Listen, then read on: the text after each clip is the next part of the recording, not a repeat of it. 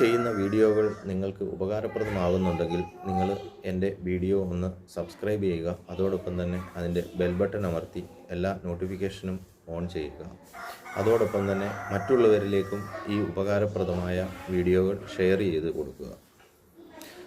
നമ്മൾക്കെല്ലാവർക്കും അറിയാം, ഇന്ന് നമ്മൾക്ക് ഏത് വീട് വയ്ക്കുമ്പോഴും നമ്മളുടെ പഞ്ചായത്ത് അല്ലെങ്കിൽ കോർപ്പറേഷൻ അല്ലെങ്കിൽ മുനിസിപ്പാലിറ്റി, ഈ 3 തദ്ദേശ സ്വയംഭരണ സ്ഥാപനങ്ങളാണ് നമ്മൾക്ക് ഇപ്പം നിലവിൽ കേരളത്തിൽ ഉള്ളത്. ഇവിടങ്ങളിൽ നിന്ന് നമ്മൾക്ക് ബിൽഡിംഗ് പണിയുമ്പോൾ ഒരു പെർമിറ്റ് അല്ലെങ്കിൽ അപ്രൂവൽ നമ്മൾ നേടേണ്ടതായിട്ട് ഉണ്ട്.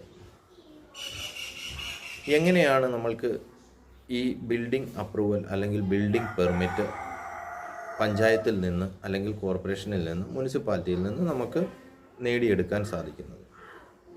ഇവിടെ തന്നെ നമ്മൾക്ക് 3 തദ്ദേശ സ്വയംഭരണ സ്ഥാപനങ്ങളിലും വ്യത്യസ്ത നിയമങ്ങളാണ് നമുക്ക് ഉള്ളത്.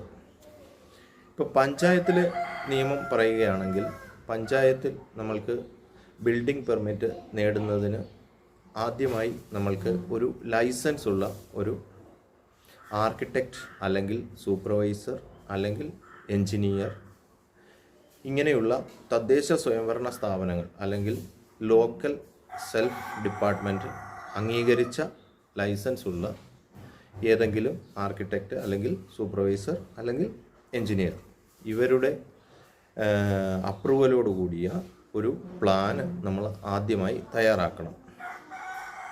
നമുക്കറിയാം, ഇവിടെ ഇപ്പോൾ പലപ്പോഴും പല കോൺട്രാക്ടേഴ്സും ചെയ്യുന്നതെന്ന് പറഞ്ഞാൽ, ലൈസൻസ് ഉള്ള ആളുകളുടെ സിഗ്നേച്ചർ വാങ്ങി അല്ലെങ്കിൽ സ്റ്റാമ്പും സൈനും വാങ്ങിയിട്ട് വേറെ ആൾക്കാർ അത് ചെയ്യുകയാണ്. ഇങ്ങനെ ചെയ്യുമ്പോൾ നിങ്ങൾക്ക് ഡയറക്റ്റ് എപ്പോഴും നിങ്ങൾ ഒരു ലൈസൻസിയെ തന്നെ നേരിട്ട് സമീപിക്കുന്നതായിരിക്കും നിങ്ങൾക്ക് എന്തുകൊണ്ടും നല്ലത്. കാരണം എന്താണെന്ന് വെച്ചാൽ, ഇടനിലക്കാർ അവിടെ ഒഴിവാകും. കാരണം ഇപ്പോൾ നമ്മൾ കണ്ടുവരുന്നത് അക്ഷയ സെൻറ്റർ അല്ലെങ്കിൽ അങ്ങനെ പല ജനസേവന കേന്ദ്രങ്ങൾ, ഇവിടെയൊക്കെ നമുക്കറിയാം, ഈ അപ്രൂവലിന് സമീപിച്ചു കഴിഞ്ഞാൽ സാധാരണപ്പെട്ട ആൾക്കാർ, അതായത് ഇതിനെപ്പറ്റിയൊന്നും വലിയ ബോധവാന്മാരല്ലാത്ത ആൾക്കാർ, തീർച്ചയായും ആദ്യം തന്നെ അവർ സമീപിക്കുക അക്ഷയ സെൻറ്റർ അല്ലെങ്കിൽ ജനസേവന കേന്ദ്രമാണ്. അപ്പോൾ ഇത്തരത്തിലുള്ള സ്ഥാപനങ്ങളിൽ ചെല്ലുമ്പോൾ അവർ പറയും, ഞങ്ങൾ അത് ചെയ്യുന്നുണ്ട് അല്ലെങ്കിൽ ഞങ്ങളത് അപ്രൂവൽ എടുത്ത് തരുന്നുണ്ടെന്ന് പറയും. പക്ഷേ ഇവിടെയുള്ള ഒരു പ്രശ്നം, അവർ ഇതിനു വേണ്ടി മൂന്നാമതൊരാളെ ഡിപ്പെൻഡ് ചെയ്യുകയാണ് അല്ലെങ്കിൽ ആശ്രയിക്കുകയാണ് ചെയ്യുന്നത്.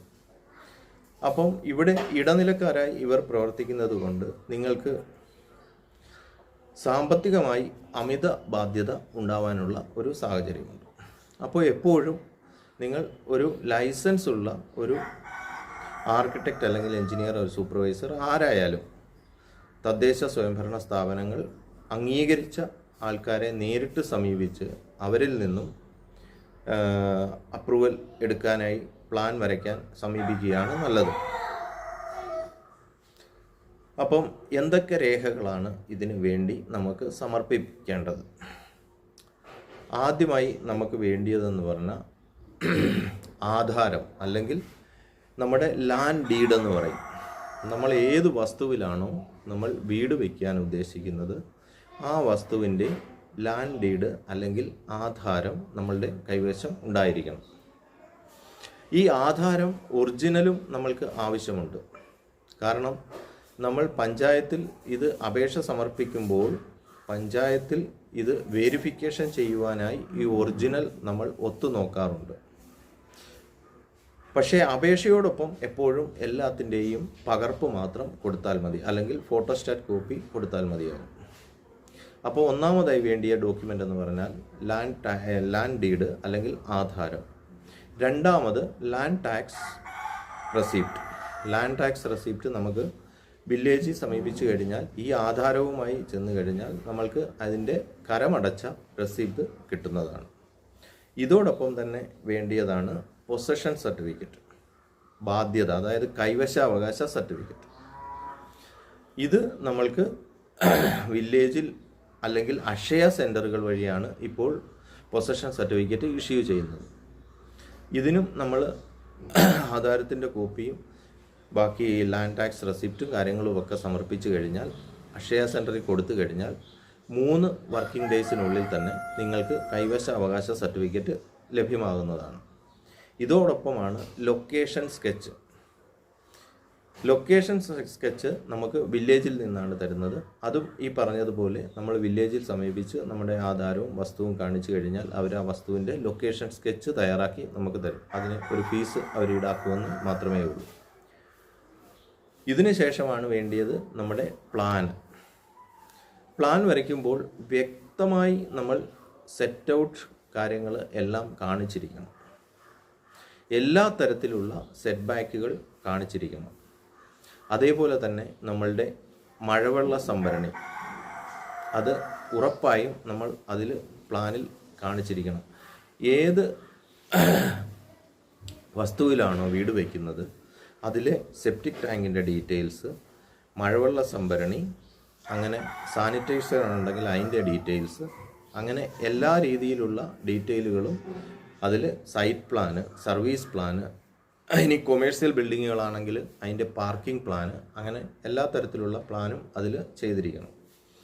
ഇതിൽ അപ്രൂവ്ഡ്, അതായത് ലൈസൻസി ഉള്ള ആർക്കിടെക്റ്റ് സൈൻ ചെയ്ത് സ്റ്റാമ്പ് ചെയ്ത ശേഷം ഇതിൻ്റെ 3 കോപ്പി കൂടി നമുക്ക് പഞ്ചായത്തിൽ കൊടുക്കുവാനായി വേണം.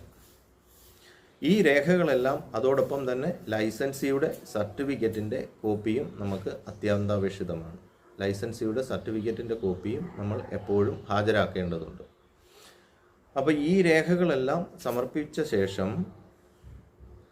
ഈ രേഖകളെല്ലാം കൊടുത്തതിന് ശേഷം നമ്മൾ ഈ രേഖകളെല്ലാം പഞ്ചായത്തിലേക്ക് ഇമെയിലായി നമ്മൾ അയച്ചു കൊടുക്കുന്നതാണ്. അതോടൊപ്പം തന്നെ ഇതിൻ്റെ എല്ലാം ഹാർഡ് കോപ്പി ഫയൽ ചെയ്ത് നമ്മൾ പഞ്ചായത്തിൽ ഫ്രണ്ട് ഓഫീസിൽ നമ്മളിത് സബ്മിറ്റ് ചെയ്യുന്നു. സബ്മിറ്റ് ചെയ്തതിന് ശേഷം ഇതിൻ്റെ ഡോക്യുമെൻ്റ് വെരിഫിക്കേഷന് ശേഷമാണ് ഇത് ലോക്കൽ സെൽഫ് ഡിപ്പാർട്ട്മെൻറ്റിലെ എൻജിനീയർ സെക്ഷനിലുള്ള ക്ലറിക്കൽ പൊസിഷനിലേക്ക് പോകുന്നത്. അവിടെ നിന്നും അവരുടെ വെരിഫിക്കേഷന് ശേഷമാണ് അവിടുന്ന് പഞ്ചായത്തിൽ നിന്ന് ഓവർസിയർ തസ്തികയിലുള്ള ആൾ അല്ലെങ്കിൽ ഉദ്യോഗസ്ഥൻ നമ്മളുടെ പ്ലോട്ട് കാണുവാനായി വരുന്നത്. അപ്പോൾ ഈ പ്ലാനിൽ പറഞ്ഞിരിക്കുന്ന ഈ സെറ്റ് ബാക്കുകളെല്ലാം നമുക്ക് അവിടെ ഉണ്ടായിരിക്കണം. വസ്തുവിൻ്റെ അളവ്, അതായത് സെറ്റ് ബാക്കുകൾ എല്ലാം കറക്റ്റ് ആയിരിക്കണം. അത് ആ ഉദ്യോഗസ്ഥർ അവിടെ നിന്ന് വെരിഫിക്കേഷൻ ചെയ്യുകയും അതിനുശേഷം തിരിച്ച് ഇതേ ഡിപ്പാർട്ട്മെൻറ്റിലേക്ക് ഇത് വന്നതിന് ശേഷം ഇത് പഞ്ചായത്ത് സെക്രട്ടറിയുടെ അടുക്കിലേക്ക് ഒരു റിപ്പോർട്ട് പോവുകയും പഞ്ചായത്ത് സെക്രട്ടറി ഇത് പരിശോധിച്ചതിന് ശേഷം ഇത് സാങ്ഷനാക്കി തിരിച്ച് ബിൽഡിങ്ങിന് പെർമിറ്റ് കൊടുക്കുന്നതിന് യാതൊരുവിധ പ്രശ്നവുമില്ല എന്ന് പറഞ്ഞ് തിരിച്ച് ഈ ഡിപ്പാർട്ട്മെൻറ്റിലേക്ക് അയച്ചു കൊടുക്കുകയും അവിടെ നിന്നാണ് നമുക്ക് ഈ പെർമിറ്റ് ഇഷ്യൂ ചെയ്യുന്നത്. അപ്പോൾ ഇതിന് വേണ്ടിയ സമയം എന്ന് പറഞ്ഞാൽ 15 വർക്കിംഗ് ഡേയ്സ് ആണ് ഇപ്പോഴത്തെ നിലവിൽ നിയമം പറയുന്നത്. 15 വർക്കിംഗ് ഡേയ്സിനുള്ളിലാണ് നിങ്ങൾക്ക് കിട്ടുന്നത്. അപ്പോൾ ഇത്തരത്തിലുള്ളൊരു ബിൽഡിംഗ് പെർമിറ്റ് എടുക്കാതെ വീട് നിർമ്മിക്കുകയാണെങ്കിൽ പിന്നീട് നമ്മൾ വലിയ ഒരു നൂലാമാലയിലേക്ക് പോകുവാനുള്ള സാധ്യതയുണ്ട്. കാരണം നമ്മൾ ഏതാണോ ബിൽഡിംഗ് പണിഞ്ഞത് ആ ബിൽഡിങ്ങിൻ്റെ അഡീഷണൽ വരുന്ന ഫൈൻസ് വലിയ ഒരു തുകയായിരിക്കും. അതുമല്ല, ഇപ്പോഴത്തെ ഫീസ് നിരക്കിൽ തന്നെ വളരെയധികം വർധനയുള്ളത് കൊണ്ട് നമ്മൾ ഇനിയിപ്പം ബിൽഡിംഗ് പെർമിറ്റ് എടുക്കാതെ വീട് വയ്ക്കുമ്പോൾ അത് 3 ഇരട്ടിയോളം അല്ലെങ്കിൽ അതിൻ്റെ 4 ഇരട്ടിയോളമാണ് തുക ഫൈൻ എഴുതി ചേർക്കുന്നത്. അപ്പോൾ എപ്പോഴും ഒരു വീട് വയ്ക്കുമ്പോൾ നമ്മൾ ബിൽഡിംഗ് പെർമിറ്റ് ഉറപ്പായും എടുക്കുവാൻ ശ്രമിക്കുക എന്നല്ല, ഒരു ബിൽഡിംഗ് പെർമിറ്റ് അത്യാവശ്യമായി നമ്മൾ എടുത്തതിന് ശേഷം മാത്രം ബിൽഡിങ്ങിൻ്റെ പണി സൈറ്റിൽ തുടങ്ങാവൂ. ചിലർ നമ്മൾക്കറിയാം ഫൗണ്ടേഷൻ്റെ വർക്കുകൾ തീർന്നതിന് ശേഷമാണ് ബിൽഡിങ്ങിൻ്റെ അപ്രൂവലിനായി നമ്മൾ പഞ്ചായത്തിൽ സമർപ്പിക്കുന്നത്. പക്ഷേ അപ്പോൾ വരുന്ന ഉദ്യോഗസ്ഥൻ അതിന് വെരിഫിക്കേഷൻ ചെയ്തിട്ട് അത് വിമുഖതയായി കഴിഞ്ഞാൽ അതൊരു വലിയ ഫൈനിലേക്ക് പോകുവാനുള്ള സാധ്യത ഉണ്ട്. അതുകൊണ്ട് എപ്പോഴും നമ്മൾ വീട് പണി തുടങ്ങുന്നതിന് മുമ്പായി നമ്മൾ ഇത്തരത്തിലുള്ള അപ്രൂവലുകളും കാര്യങ്ങളും ബിൽഡിംഗ് പെർമിറ്റുകളും എല്ലാം എടുത്ത് വെച്ചതിന് ശേഷം മാത്രം വേണം വീടിൻ്റെ പണി ആരംഭിക്കുവാൻ. ഈ ഒരു ബിൽഡിംഗ് പെർമിറ്റിനെ കുറിച്ച് പറഞ്ഞത് നിങ്ങൾക്കെല്ലാം പ്രയോജനപ്പെട്ട് കാണും എന്ന് വിചാരിക്കുന്നു. എൻ്റെ വീഡിയോസ് നിങ്ങൾക്ക് ഉപകാരപ്പെടുന്നുണ്ടെങ്കിൽ അത് വീണ്ടും നിങ്ങൾ ഈ ചാനൽ സബ്സ്ക്രൈബ് ചെയ്യുകയും ലൈക്ക് ചെയ്യുകയും ഒന്ന് മറ്റുള്ളവരിലേക്കും ഈ വീഡിയോസ് എത്തിച്ചു കൊടുക്കാനും ശ്രമിക്കുക. ഇനി നമുക്ക് വേറൊരു വീഡിയോയുമായി വീണ്ടും കാണാം. Bye bye.